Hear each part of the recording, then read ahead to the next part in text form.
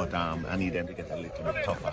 We're not playing with that mental toughness, you know. We depending on our talent, our raw talent and things, and playing as a team, but that mental toughness from them, you know, we need that. Once you can get that, I think you can have it now. Your team plays some good cohesive football.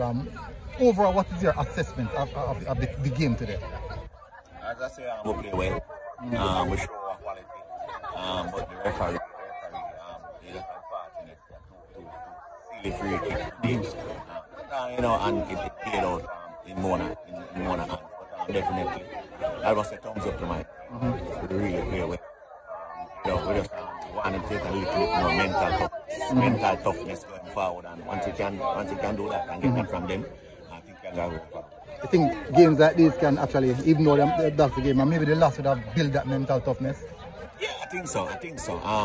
You know, this is our first loss from pre-season coming up. You know, we keep winning, but the mental toughness wasn't there and see today. Okay. But they need to bring that to the forefront. So this last possible was needed to just to refresh your mind that there's a lot more to fight for. Yeah, definitely. I think so.